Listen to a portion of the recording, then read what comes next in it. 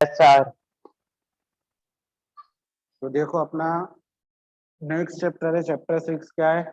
Life processes. ठीक है, तो यहाँ पे हम डिफरेंट प्रोसेसेस के बारे में यहाँ पर डिस्कस करेंगे। How do we tell the difference between what is the alive and what is not alive? कैसे आप डिफरेंस कर पाओगे कि कौन जिंदा है और कौन सा जिंदा व्यक्ति, मतलब कोई भी living sir, organism. those who are breathing, हाँ, doing some, सर एक्टिविटीज कोई बिजली का एक्टिविटीज काम कर रहे हैं। हाँ, चल रहा है, फिर रहा है, खा रहा है, पी रहा है, जो हम डेली लाइफ में एक्टिविटीज करते हैं, अगर वो करता हुआ दिखाई देता है तो हम उसको बोलेंगे कि वो लाइव है। ठीक है, बट आपके अलाइव है, मतलब ये बोल सकते हैं कि वो जिंदा है। बट आपके पेड़ पौधे तो चलते नहीं है, खाते हुए भी दिखाई नहीं देते, हमें च्यू करते हुए भी दिखाई नहीं देते हैं, तो फिर हम कैसे उनको बोल देते कि वो अलाइव है? वो ब्रीथ लेते हुए भी हमें दिखाई नहीं देते हैं। तो यहाँ पर हम उन्हीं प्रोसेसेस के बारे में देखेंगे कि वो क्या और कैसे होती है। चलो, तो यहाँ पर देखेंगे, we know if we see a dog running और a cow chewing cud or a man shouting loudly on the street, we know that these are living beings. What if the dog or the cow or the man were asleep? We would still thinking that they were alive. But how did we know that? हमें कैसे पता चलेगा कि वो still? We see them the breathing. ठीक है ना, वो ब्रीथ करते हुए हमें दिखाई देंगे तो हमें पता चलेगा कि वो जिंदा है। What about plant? प्लांट तो हमें ब्रीथ करते हुए भी दिखाई नहीं देते हैं, चलते हुए भी दिखाई नहीं देते, बोलते हुए भी दिखाई नहीं देते, फिर हम कैसे उन्हें बोल सकते हैं कि वो अलाइव है? तो we see them green, some of us will say, but what about the plants that have leaves of colour other than green? अगर प्लांट का कलर ग्रीन कलर ना होगा लीव्स का, तो कोई और कलर होगा, जैसे ब्लू कलर होगा या पिंक कलर होगा, तो उस टाइम पर क्या हो सकता है? In other word said, we tend to think about some sort of movement. Movement के बारे में बात करें, वो मूवमेंट कैसे करते हैं, इधर ग्रोथ रिलेटेड और नॉट, वो ग्रोथ करते हैं कि नहीं करते हैं, as common evidence for being alive. तो यहाँ पर हम देखेंगे कि प्लांट में भी ग्रोथ होती है, वो पहले छोटे होते हैं फिर बड़े होते हैं। ठीक है ना, वो ब्रीदिंग करते हैं, ये हमें पता ही है, हम मतलब 6-7 से पढ़ते आए कि वो ब्रीथ करते हैं। तो ये यहाँ से हमें पता चला कि वो, बट एक्चुअली ग्रोथ हमें दिखाई नहीं देती है। प्लांट की ग्रोथ हमें कब दिखाई देती है? जब वो छोटे से एकदम बड़ा हो जाता है, तब हमें लगता है कि प्लांट ने ग्रोथ की है। बट जब हमें एक्चुअली ग्रोथ दिखाई नहीं देती है, क्यों? क्योंकि वो धीरे धीरे, बहुत स्लोली स्लोली उसका मूवमेंट होता है। But a plant that is not visibly growing is still alive, and some animals can breathe without visible movement. अब कुछ हमारे एलिमेंट्स हैं, ऐसे भी हैं, एनिमल्स सॉरी, जैसे micro organism can breathe without visible movement. ठीक है, so using visible movement as different characteristic of life is not enough। तो जरूरी नहीं कि हमें जो मूवमेंट दिखाई दे, विजिबल मूवमेंट, वही कैरेक्टरिस्टिक्स होगी लाइफ की। समझ में आया? हम जैसे चलते फिरते हैं तो जरूरी नहीं कि जो चीज चलती फिरती हो, जैसे कार चल रही है तो उसमें लाइफ होगी, नहीं होगी। तो ये कैरेक्टरिस्टिक्स हम डिफाइन नहीं कर सकते। मतलब इस कैरेक्टरिस्टिक्स के बेसिस पर हम ये नहीं बोल सकते कि जो चल फिर सकते हैं, बोल सकते हैं, वो आपके जिंदा लोग होंगे। ठीक है ना, कार में भी अगर हम हॉर्न की बात करें तो वो हॉर्न जो बजता है उसके कारण हम इसे नहीं बोल सकते हैं कि वो अलाइव होगी। तो movement over very small scale will be invisible to naked eye. Movement of molecules, जैसे मूवमेंट अगर हम देखेंगे मॉलिक्यूल का, मॉलिक्यूल्स आपको पता है, हमने फर्स्ट चैप्टर में पढ़े हैं, मॉलिक्यूल का मूवमेंट हम देख ही नहीं सकते हैं, ठीक है ना, बिना माइक्रोस्कोपिक के। For example, is this invisible molecular movement necessary for life? If we ask this question to professional biologist, they will say yes. In fact, virus do not show any molecular movement in them until they infect some cell। जब तक हमें virus हमें infect नहीं करेंगे कुछ cell को, हम बता ही नहीं सकते कि उनका मूवमेंट हो रहा है कि नहीं हो रहा है। जैसे अगर हम कोरोना वायरस की बात करें तो स्टार्टिंग में हमें पता ही नहीं चलता इसका मूवमेंट हो रहा है कि नहीं हो रहा है हमारे अंदर। ठीक है ना, तो जब धीरे धीरे हमारे लंग्स इन्फेक्टेड होने लगेंगे, फिर हमें पता चलने लगेगा कि वो मूवमेंट कर रहा है। And that is the partially and why there is a controversy about whether they are truly alive or not। अब आपने देखा होगा कि हम टेबलेट खाते हैं तो वायरसेस मरते नहीं है, वो क्या हो जाते हैं कुछ टाइम पीरियड के लिए, क्या होते हैं आपको पता है ना ये तो वायरस कभी भी मरता नहीं है, वो कुछ टाइम पीरियड के लिए हमेशा के लिए क्या हो जाता है, टू हो जाता है। मतलब इन द सेंस हम ये बोल सकते हैं, जैसे अगर हम बात करें मलेरिया की बात करें, मलेरिया किसके कारण होता है हमें, प्रोटोजोआस के कारण, ठीक है ना, पता है ना ये तो। सर मॉस्किटो से यस नहीं होता? सर। प्रोटोजोआ होता है वो मॉस्किटो होता है, मॉस्किटो हमें खाता है तो हमारे अंदर क्या डाल देता है, वो प्रोटोजोआस डाल देता है। तो हमें हर बार मलेरिया मच्छर के काटने से नहीं होगा, जरूरी नहीं है, बट हम जब टेबलेट लेते हैं या मेडिसिन लेते हैं तो वो प्रोटोजोआ कुछ टाइम पीरियड के लिए क्या हो जाते हैं, हो जाते हैं, बट जैसे ही वो इन्वायरमेंट आता है तो हमें फिर से मलेरिया हो जाता है कभी कभी। तो हम या तो उसको हमेशा के लिए, अब आजकल ऐसी टेबलेट आने लगी है तो कुछ टाइम पीरियड के लिए, हम 5 साल 10 साल, आपकी इम्यूनिटी पे डिपेंड करता है कि आप उसको कितना रेजिस्ट कर पाते हो, ठीक है ना। नहीं तो किसी को हर साल मलेरिया हो जाता है, तो वो डिपेंड करता है उसकी इम्यूनिटी सिस्टम पर। Why are molecular movement needed for life? क्यों molecular movement जरूरी है लाइफ के लिए? We have seen earlier classes that living organisms are well organized structures. They can have tissues. हम tissues के बारे में, या फिर तो आपने पढ़ा ही होगा tissues के बारे में, तो कितने टाइप के tissues होते हैं वो भी आपने देखा।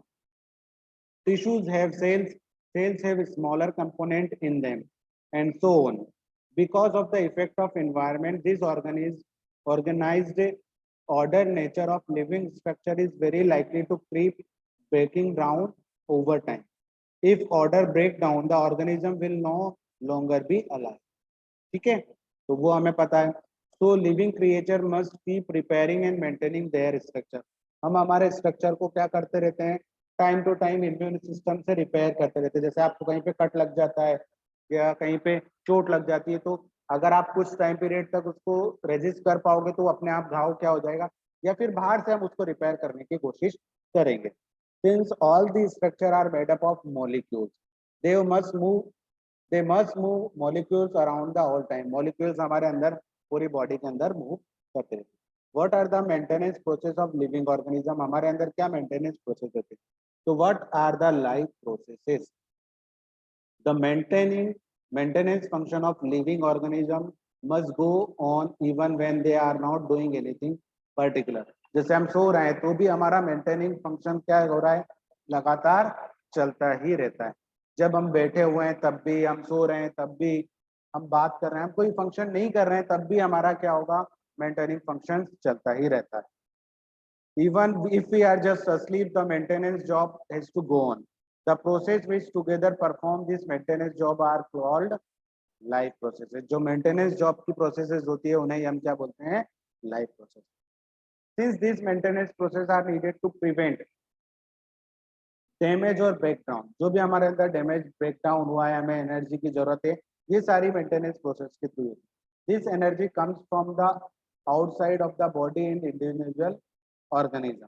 सभी के लिए आप या तो आपके अंदर एनर्जी है तो आप उसका यूटिलाइज करोगे, या बाहर से कहीं से एनर्जी को क्या करोगे, गेन करोगे। So there must be a process to transfer source of energy from outside to body of organism, which we call food। हम फूड के थ्रू एनर्जी लेते हैं। हम डायरेक्टली भी कभी कभी क्या होता है, ग्लूकोज ले लेते हैं, मतलब डायरेक्ट एनर्जी हमें मिल जाती है। To the inside a process we commonly called nutrition, और उस प्रोसेस को हम क्या बोलते हैं, न्यूट्रिशन। जो भी हम फूड लेते हैं उसको पूरा डाइजेस्ट करना, उसको लेना, ये सारी पूरी प्रोसेस क्या कहलाती है, न्यूट्रिशन। हम पढ़ चुके हैं 7th और 8th में, nutrition in animal, nutrition in plants. If the body size of organism is to grow, additional raw material will also be needed from outside। हमें अपनी बॉडी के लिए कुछ अदर रॉ मटेरियल्स चाहिए होते हैं। Since life on the earth depends on the carbon based molecules, हमें पता है, तुमने पढ़ा होगा कि मैक्सिमम जो मॉलिक्यूल्स हमें मिले उनमें कार्बन तो प्रेजेंट होता ही है। तो most of these food sources are also carbon based. तो बहुत सारे फूड्स जो हम खाते हैं उनमें कार्बन होता ही है। Depending on the complexity of this carbon sources, different organism can use different kind of nutritional processes. सभी ऑर्गेनिज्म में अलग अलग टाइप की प्रोसेसेस होती है। जैसे अगर हम देखें, काऊ के अंदर अलग प्रोसेस होती है, न्यूट्रिशनल प्रोसेस, उनका डाइजेशन थोड़ा अलग होता है। अमीबा के अंदर कुछ अलग तरीके से होती है, माइक्रो ऑर्गेनिज्म होता है, हमारे अंदर कुछ अलग तरीके से होती है। तो न्यूट्रिशनल प्रोसेस सबके लिए अलग अलग हो सकती है। The outside sources of energy could be quite vary। जो हम सोर्स ऑफ एनर्जी लेते हैं वो कुछ वेरी करते रहते हैं। Since the environment is not under control of individual organism, this source of energy therefore needs to be broken down or built up into the body and must be finally converted to a uniform source of energy that can be used for various molecular movements needed for maintaining living structure। अब जो हम ये sources से energy लेते हैं तो वो क्या करते हैं, उनको ब्रोक डाउन करते हैं, ब्रोकन डाउन करते हैं मतलब उनको तोड़ देते हैं, जैसे कार्बोहाइड्रेट को हम ब्रेक डाउन कर देते हैं, ठीक है ना। फिर उससे एनर्जी लेते हैं, उस एनर्जी का यूज हम हमारे मॉलिक्यूलर मूवमेंट को प्रोवाइड करने मतलब मॉलिक्यूलर मूवमेंट के लिए यूज करते हैं, और जो भी हमारे रिपेयरमेंट्स होते हैं मेंटेनेंस जॉब के लिए प्रोवाइड करते हैं। As well as to kind of molecules to the body need to grow, for this a series of chemical reaction in body are necessary. हमारे अंदर बहुत सारी केमिकल रिएक्शंस, बायोकेमिकल रिएक्शंस भी होती है, ठीक है ना। ऑक्सीडाइजिंग, रिडक्शन, ये सारी प्रोसेस हमने ऑक्सीडाइजेशन पढ़ा था, रिडक्शन पढ़ा था, ऑक्सीजन का गेन होना ऑक्सीडाइजेशन, और ऑक्सीजन का निकलना उसको क्या बोलते हैं, रिडक्शन। क्या बोलते हैं उसे हम, रिडक्शन। रिडक्शन। तो oxidising, reducing reaction are some of the most common chemical means of breakdown of molecules, ठीक है ना। for this many organism use oxygen sources for outside the body। तो हम यहाँ से क्या करते हैं, ऑक्सीजन बाहर से लेते हैं। this process of acquiring oxygen from outside the body and use it in the process of breakdown of food sources for cellular need is we call respiration। तो हम क्या करते हैं, अब हमने पढ़ाई है ना, एरोबिक और एनारोबिक रेस्पिरेशन पढ़ा था हमने 7th में। एरोबिक में क्या करते हैं, हम ऑक्सीजन को लेते हैं, ग्लूकोज को ब्रेक डाउन करते हैं, तो वो किस में, सॉरी कार्बोहाइड्रेट्स को ब्रेक डाउन करते हैं तो वो किस में कन्वर्ट हो जाता है, ग्लूकोज में, पता है ना ये तो। और वैसे ही अगर हम यस सर। हाँ एनारोबिक में भी ब्रेक डाउन करते हैं, बट वहां पर ऑक्सीजन की थोड़ी कमी होती है, इसीलिए उसको एनारोबिक रेस्पिरेशन बोलते हैं। तो वहां पर हमें क्रैम्प आने की चांसेस हैं, जैसे अगर हम ज्यादा एक्सरसाइज करेंगे तो हमें क्रैम्प आ सकते हैं, क्योंकि उस टाइम पे हमें ऑक्सीजन लेने में कमी हो जाएगी।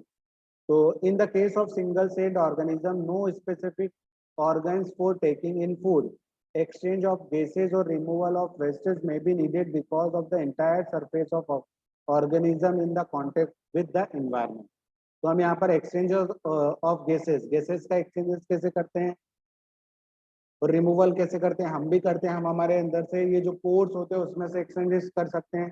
सिंगल सेल ऑर्गेनिज्म भी उन्हीं के थ्रू एक्सचेंज करते हैं अपनी, क्योंकि उनके पास कोई स्पेसिफिक ऑर्गेनिज्म नहीं होते। जैसे आपको पता होगा मेंढक, मेंढक किसके थ्रू रेस्पिरेट करता है, उसकी स्किन के थ्रू, पता है ना ये तो, ऑक्सीजन यस तो वैसे ही सर सर, पता है। वाटर में भी रह सकता है और वो हाँ, इसीलिए। बाहर भी रहने। हाँ तो बाहर जब होता है तब वो नोज के थ्रू लेता है, बट वाटर में होता है तो हाँ, जो पानी में जाता है वो स्किन। हाँ। तो यही सब चीजें स्पेसिफिक ऑर्गेनिज्म, जैसे अब अमीबा में स्पेसिफिक ऑर्गेनिज्म होते ही नहीं है, कोई ऑर्गन होते ही नहीं है सांस लेने के लिए, तो वो अपनी सिंगल सेल ऑर्गेनिज्म में क्या करते हैं, वो अपनी बॉडीज के थ्रू ही, मतलब या तो अपनी स्किन के थ्रू ही, पानी में जो ऑक्सीजन होती थी उसी को यूज करते होंगे।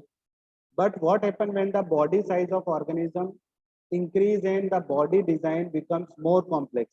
जैसे हमारी बात करें, in multicellular organism all the cells may not be direct contact with the surrounding environment. तो हम यहाँ पर क्या करें, हम डायरेक्ट कॉन्टेक्ट में नहीं आते किसके, सराउंडिंग के। दस द सिंपल डिफ्यूजन तो पता है ना, डिफ्यूजन प्रोसेस क्या होती है, will not meet the requirement of the all cell। We have seen previously how in multicellular organism various body parts have specialized in function they perform। ठीक है ना, मल्टीसेल्युलर ऑर्गेनिज्म में अलग अलग ऑर्गन बने होते हैं अलग अलग फंक्शन को परफॉर्म करने के लिए। ठीक है, ये सब अभी तक हम पढ़ते हुए आए हैं 6, 7, 8, 9 में। We are familiar with the idea of these specialized tissues and with their organization in the body of organism is therefore not supported that the uptake of food and of oxygen may also be the function of specialized tissue। However, this poses a problem since the food and oxygen are now taken up at one place in the body of organism while all the parts of the body are needed। This situation create need for transportation of system for carrying food and oxygen from one place to another. अब जैसे हमने oxygen लिया हमारे lung से, उसको जगह जगह पहुंचाना, ठीक है ना, तो वो कौन करता है? ट्रांसपोर्टेशन हमने पढ़ा है, ट्रांसपोर्टेशन के थ्रू होता है। हमने फूड हमारा डाइजेस्ट करके कहाँ रखा है? हमारे स्मॉल इंटेस्टाइन में डाइजेस्ट किया उसे, और फिर विली के थ्रू वो हमारे ब्लड वेसल्स में मिक्स हो जाएगा और कहाँ चला जाएगा? पूरे बॉडी पार्ट्स में चला जाएगा। तो ये सब ट्रांसपोर्टेशन के थ्रू हम एक जगह से दूसरी जगह उसे पहुंचाते हैं। When chemical reaction use the carbon source and the oxygen for the energy generation, they create byproducts that are not only useless for cells of the body but could not even be harmful. This waste byproducts are therefore needed to be removed from the body and discarded outside by the process of excretion. तो यहाँ पर हमने पढ़ा है कि जो हमारे waste product होते हैं जो हमारी बॉडी के अंदर चले जाते हैं, ठीक है ना, जिससे हमें कोई सेल को कोई यूज नहीं करना है, उससे एनर्जी का कोई सोर्स नहीं मिल रहा है, तो हम क्या करते हैं? उसको इजीली हमारी बॉडी से डिस्कार्ड कर देते हैं, निकाल देते हैं। तो उस प्रोसेस को हम बोलते हैं एक्सक्रिएशन। ये भी हम पढ़ चुके हैं। डाइजेशन के बाद हम देखते हैं एक्सक्रिएशन सभी में होता है। Again, if the basic rules for body design in a multicellular organism are followed, a specialized tissue for the excretion will be developed. देखो यहाँ पर भी एक स्पेशल tissues बना है, which means the transportation of the system will need to be transport waste away from the cell. So this is excretory tissues. तो जो ये पूरे सिस्टम को ट्रांसपोर्ट करता है, मतलब हमारी बॉडी में से बाहर निकालने तक का, तो उसको टिश्यूज को बोलते हैं हम, तो सेल्स को बोलते, from cells to this excretory tissue. तो ये पूरा ट्रांसपोर्टेशन होता है। तो वो किसके थ्रू होता है? जैसे हमने पढ़ा है, हमारी पहले स्मॉल इंटेस्टाइन में जाता है खाना, फिर वहां से डाइजेस्ट होता है, फिर वो जाता है लार्ज इंटेस्टाइन में, फिर वहां पर और भी जो भी आपका जैसे क्या बोलते हैं उसको, रफेज और पानी जो वाटर होता है वो एक्सट्रैक्ट किया जाता है वहां से, मतलब वो निकाल लिया जाता है, और फिर उसके बाद उसे रेक्टम में भेज दिया जाता है। तो वहां पर वो टेम्पररी स्टोर होता है, फिर बाहर निकाल दिया जाता है। तो ये पूरा प्रोसेस होता है हमारा ट्रांसपोर्टेशन में या एक्सक्रीटरी सिस्टम। तो what is diffusion insufficient to meet the oxygen requirement of the multicellular organism like humans? बताओ।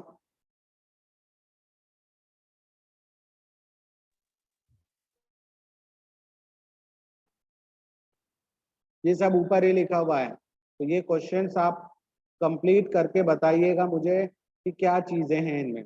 What criteria do we use to decide whether something is alive? हम क्या क्या क्राइटेरिया अपनी तरफ से रख सकते हैं कि ये जिंदा है। taking of food, you do any work, हाँ। taking of oxygen. What are the outside raw material used by an organism? तो हम क्या आउटसाइड से क्या रॉ मटेरियल्स यूज करते हैं? जैसे ऑक्सीजन लेते हैं और फूड लेते हैं, ठीक है ना। मिनरल्स। तो ये रॉ मटेरियल्स हम यूज करते हैं हमारी बॉडी की ग्रोथ के लिए। What process would you consider essential for maintaining life? क्या क्या प्रोसेस होने चाहिए हमारी लाइफ को मेंटेन करने के लिए? तो हमें न्यूट्रिशन जो सबसे मेन प्रोसेस है, अगर हम खाना ही नहीं खाएंगे तो हम हमारी लाइफ को मेंटेन ही नहीं कर पाएंगे। फिर एक्सक्रीशन, रेस्पिरेशन, सारी प्रोसेस जो है वो हमारी लाइफ को मेंटेन करती है। तो सबसे पहली प्रोसेस यहाँ पर हमें दी हुई है न्यूट्रिशन। ये हम बचपन से पढ़ते हुए आ रहे हैं, 6th से 5th से, कि न्यूट्रिशन क्या होता है। When we walk or ride a bicycle, we are using up energy. Even when we are not doing any apparent activity, energy is needed to maintain a state of order in our body. जैसे हमें बैठने के लिए seat, मतलब आप कहीं पर बैठे हुए हो, आप किसी चेयर पे बैठे हो या वॉक कर रहे हो या साइकिलिंग कर रहे हो, तो आपको एक एनर्जी की रिक्वायरमेंट होगी। जब आप फंक्शन नहीं कर रहे हो तब भी आपको एक एनर्जी की रिक्वायरमेंट होगी आपकी बॉडी के मेंटेनेंस के लिए। So we also need material from outside in the order to grow, develop, synthesize protein and other substance needed in the body. These sources of energy and material is food भी है। तो वो हमारा जो source of material होता है जिससे हमें एनर्जी मिलती है उसे हम बोलते हैं फूड, जो हम खाते हैं। How do living things get their food? अब आपको पता है कि लिविंग थिंग्स को फूड कहाँ से मिलता है। जैसे प्लांट को आपको पता है, हमने प्रोसेस पढ़ी थी 15 चैप्टर में, हमें फर्स्ट लेवल से फोर्थ लेवल तक जाना होता है, ठीक है ना। तो फर्स्ट लेवल में ऑटोट्रॉप्स आते हैं, फिर सेकेंड लेवल में हमारे जितने भी हेटेरोट्रॉप्स है वो आ जाते हैं। द जनरल रिक्वायरमेंट्स हैं for energy and material is common in all organism but it is fulfilled in different ways. Some organisms use simple food material obtained from inorganic sources in the form of carbon dioxide and water. These organisms, the autotrophs, include green plant and some bacteria. ठीक है ना, जो क्या करते हैं अपना source क्या कर लेते हैं, सोर्स ऑफ एनर्जी कहाँ से मिलती है उनको, फूड अपना खुद प्रिपेयर कर लेते हैं जिसको हम बोलते हैं ऑटोट्रॉप्स, जो ग्रीन प्लांट्स होते हैं और कुछ बैक्टीरिया भी इसमें include. Other organism utilise complex substance, जैसे अब हम हमारी बात करें तो हम कॉम्प्लेक्स सब्सटेंस को लेते हैं जैसे फूड फूड वो फिर उसको छोटे छोटे सिंपलर सब्सटेंस में ब्रेक डाउन कर लेते हैं, तो उससे ब्रेक डाउन करने से हमें एनर्जी मिलती है। They can use up keep and growth of the body, और वो उसका यूज बॉडी की ग्रोथ रिपेयरमेंट में करते हैं, maintenance of the body. To achieve this organism use biocatalyst called enzymes. तो यहाँ पर हम एंजाइम्स का यूज करते हैं डाइजेशन के लिए। आपने पेप्सिन सुना होगा ना, लास्ट टाइम पढ़ा है क्या पेप्सिन एंजाइम्स और ये सब? पेप्सिन हाँ समझो एंजाइम पड़ा है सर। कौन से हाँ, अभी हम पढ़ेंगे अगर होगा तो। आपने लास्ट टाइम पढ़ा होगा ना 9th में, कि नहीं पढ़ा? अरे सर एंजाइम सर वो सब पड़ा है। हाँ, तो उसमें पेप्सिन करके भी आया होगा ना। पेप्सिन भी हाँ पड़ा सर हुआ है शायद से। हाँ ठीक है ना, तो एंजाइम्स हम यूज करते हैं डाइजेशन के लिए, उसी के नाम पर पेप्सी कंपनी ने अपना नाम रखा था, आपको पता है, Pepsi. Thus the heterotroph survival depend directly or indirectly okay on autotroph. Heterotroph organism include animals and fungi. तो ये तो आपको पता ही है, आप अपने को पता ऑटोट्रोपिक न्यूट्रिशन क्या होता है, हेटेरोट्रोपिक न्यूट्रिशन क्या होता है। Carbon and energy requirement for autotrophic organisms are fulfilled by photosynthesis. पढ़ते हुए आए बचपन। It is process by which autotrophs take in substance from the outside and convert them into food forms of energy.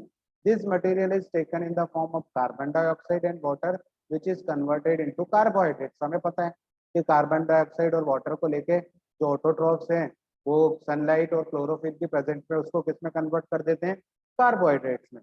Carbohydrates are utilised for providing energy to the plant. तो वो अपना जितना use करना है उसको उतना यूज करते हैं, बाकी फ्रूट्स बना देते हैं या जो भी उनके फ्लावर्स बना देते हैं। We will study how to take this place in the next section. The carbohydrates which are not used immediately are stored in the form of starch, which serves as internal energy reserve to be used as when required by the plant. तो वो starch के form में उसको store करके रखते हैं, ठीक है, फिर उसको अगर उनको जरूरत होती है तो उसका यूज करते हैं, नहीं तो वो हम ले लेते हैं उनसे। A somewhat similar scene situation in scene in us where some of energy derived from food, हम जो फूड खाते हैं स्टार्च लेते हैं उसको हम ग्लूकोज में कन्वर्ट करके हमारी बॉडी के अंदर स्टोर करके रखते हैं, तो वो एनर्जी हमारी चलती रहती है। जब भी हमें एनर्जी की रिक्वायरमेंट फिर से होती है हम फिर से फूड खा लेते हैं, ठीक है ना। तो derived from the food we eat stored in our body in the form of glycogen. क्या होगा, गायब हो गया तो प्रोसेस आई, ठीक है। ये तो ये हमारी प्रोसेस आपको याद रखनी है कि जब भी कार्बन डाइऑक्साइड और पानी लेते हैं क्या करते हैं, पौधे क्या करते हैं, प्लांट क्या करते हैं, कार्बन डाइऑक्साइड और वाटर का यूज करके in the presence of chlorophyll and sunlight क्या बनाते हैं, ग्लूकोज बनाते हैं, ठीक है ना। C6H12 ये फॉर्मूला याद रख लेना, +6O2 ऑक्सीजन यहाँ से बनती है और पानी भी यहाँ से बनता है, ठीक है। तो यही हम यूज करते हैं। Let us now see what actually happen during the process of photosynthesis. अब ये पूरी प्रोसेस फिर से एक बार आपको अच्छे से बताएंगे। Absorption of light energy by chlorophyll, chlorophyll ने अब्जॉर्ब कर लिया लाइट एनर्जी को। Conversion of light energy to chemical energy, वो क्या करते हैं, लाइट एनर्जी को कन्वर्ट कर देते हैं chemical energy. And splitting of water molecule into hydrogen and oxygen. तो ये जो मॉलिक्यूल्स होते हैं H2O के, वो इस केमिकल एनर्जी के थ्रू क्या हो जाते हैं, स्प्लिट हो जाते हैं, मतलब हाइड्रोजन अलग हो जाता है और ऑक्सीजन अलग हो जाता है।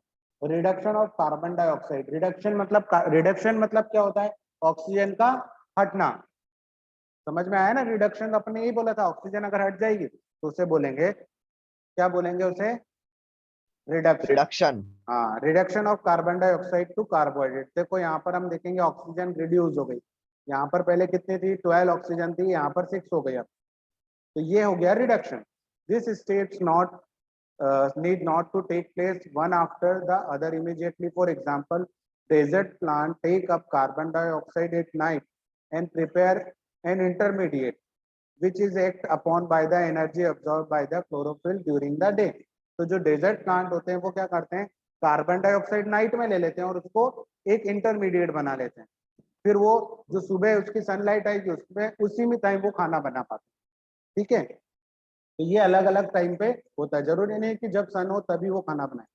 तो ये आपको मिडरिप पता है, लेमिना पता है, वेंस पता है, ये छोटे छोटे आपको दिखाई दे रहे होंगे, टिश्यूज दिखाई दे रहे हैं, वेस्कुलर टिश्यू। वेस्कुलर टिश्यूज क्या होते हैं?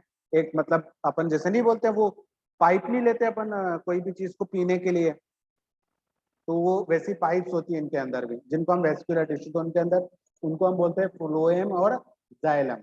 और वेक्सिकट अपर क्या लिखा है? एपिडर्मिस एंड क्लोरोप्लास्ट होता है, ये देखो। फिर उसके बाद देखो एयर स्पेस होता है यहाँ पर इनके बीच में, ठीक है, और गार्ड सेल होती है जो गार्ड करती है सेल्स को। फिर लोअर एपिडर्मिस होता है, तो ये पूरी सेल के अंदर का स्ट्रक्चर इन्होंने। Cross section of leaf, leaf में क्या होता है आपको दिखाई दे रहा होगा, अपर ये दिखाई दे रही है? हेलो? हाँ सर। हाँ, तो ये हाँ सर, क्लोरोप्लास्ट दिखाई दे रही है। हाँ, क्लोरोप्लास्ट के कारण क्या होता है? ग्रीन कलर का पिगमेंट होता है, यही पता है ना आपको?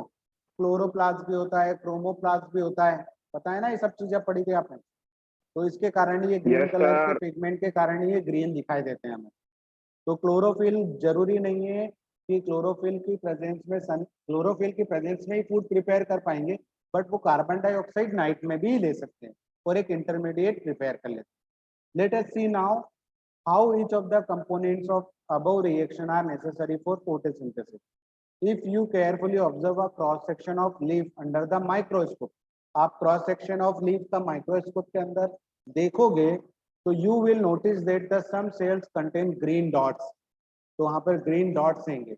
Will notice some cells of contain green dots. These green dots are cell organelles, जिसको हम बोलते हैं क्लोरोप्लास्ट। इन ग्रीन डॉट्स के कारण ही ये ग्रीन कलर के पिगमेंट्स होते हैं, इन्हीं के कारण ही इसका कलर कैसा होता है? ग्रीन होता है। ठीक है ना? Let us do an activity which demonstrate that the chlorophyll is essential for photosynthesis. तो यहाँ पर इन्होंने एक एक्टिविटी की है कि कभी भी आपको फूड प्रिपेयर करना है या फोटोसिंथेसिस प्रोसेस करनी है प्लांट को, तो उसके लिए ग्रीन पिगमेंट होना जरूरी है, मतलब क्लोरोफिल होना जरूरी है। तो यहाँ पर हमने एक potted plant with the vegetable leaves, for example money plant या क्रोटॉन्स आप यूज कर सकते हो। Keep the plant in the dark room for 3 days so that all the starch gets used up। तो उसका जितनी भी एनर्जी उसमें पहले से थी वो यूज कर लेगा plant. Now keep this plant in the sunlight for about 6 hours। Pluck a leaf from the plant, mark the green areas in it and place them on the sheet paper। Dip the leaf in boiling water for few minutes। अब उसको हम क्या कर देंगे? Boil कर देंगे। After this immerse in the beaker containing alcohol, जिसमें alcohol होता है उसमें इमर्ज कर देंगे। Carefully place the above beaker in water bath and heat till the alcohol begins to boil. अब उसको वाटर बाथ के ऊपर रख देंगे, और मतलब जिसमें वाटर बाथ मतलब पानी गर्म जहाँ पर हो रहा है, और उसको हीट करते रहेंगे तो अल्कोहल क्या कर जाएगा? उड़ जाएगा, बॉयल हो जाएगा, क्योंकि अल्कोहल का जो बॉइलिंग पॉइंट होता है वो बहुत कम होता है। तो वो आपको पता है अल्कोहल तो अपने पेट्रोल वेट्रोल वाले में भी मिक्स होता है थोड़ा बहुत, तो वहां पर से वो उड़ जाता है जैसे ही। तो what happen to colour of leaf? What is the colour of solution? Solution का कलर क्या हो गया? लीफ का कलर क्या हो गया? Now dip the leaf in the dilute solution of iodine. तो हम स्टार्च के टेस्ट के लिए क्या करते हैं? आयोडीन सॉल्यूशन का यूज करते हैं। Take out the leaf and rinse of iodine solution. Observe the color of leaf and compare this with the tracing of the leaf done in beginning. What can you conclude about the presence of starch in various areas of leaf? तो आपको यहाँ पर colour ऐसा दिखाई देगा, कैसा? Brownish, थोड़ा brown colour ही बोलते हैं ना इसको, कौन सा बोलते हैं इसको? ब्राउन ही कहते हैं सर। ब्राउन ही होगा ना ये, कि वॉयलेट टाइप, बैंगनी को क्या बोलते हैं, वॉयलेट बोलते हैं, वॉयलेट कलर शायद, ये वही है ना, उस टाइप का कलर हो जाएगा। तो ये हम आगे पढ़ेंगे, ठीक है। यहाँ से चलो, ये एक्टिविटी आप जब घर में तो नहीं कर पाओगे क्योंकि आपके पास वो सब चीजें नहीं होगी, तो यहाँ पर जब आओगे तो आप बताना कि ये एक्टिविटी हम परफॉर्म करेंगे अपने लैब के अंदर, ठीक है। ठीक है, हमारे पास अल्कोहल भी है, ओके सर। आयोडीन सॉल्यूशन भी है, ठीक है ना। तो उसका यूज करके हम इस एक्टिविटी को तो कर ही सकते हैं। बस हमें प्लांट की जरूरत पड़ेगी तो प्लांट भी अपने पास मिल जाएंगे, ग्रेन प्लांट। फिर ये आगे का हम आगे पढ़ेंगे, ओपनिंग एंड क्लोज स्टोमक, पोर, पोर कैसे ओपनिंग, पोर्स में ओपनिंग कैसे होती है और क्लोज कैसे होते हैं स्टमक पोर, ठीक है ना। वो सब चीजें जिनके अंदर से कार्बन डाइऑक्साइड जाती है, ये सब चीजें हम पढ़ेंगे। तो ये आगे की भी बहुत सारी एक्टिविटी है जिनको हम रीड करेंगे, आप पढ़ के रखना। पेज नंबर 97 हेट्रोट्रॉपिक न्यूट्रिशन को हम डिटेल में यहाँ पे पढ़ेंगे फिर से, ठीक है। फिर चलो मिलते हैं मैथ्स की क्लास में अपने। Bye sir. बाय बेटा। ये बाय हिया, सर। हिया पटेल ने बेटा पूरा अपना क्लास पढ़ लिया। क्या वाह। सर? हिया पटेल बेटा, तुमको ये पता नहीं है कि तुम कौन सी क्लास में पढ़ रही हो, पूरा 10th का क्लास अटेंड कर लिया।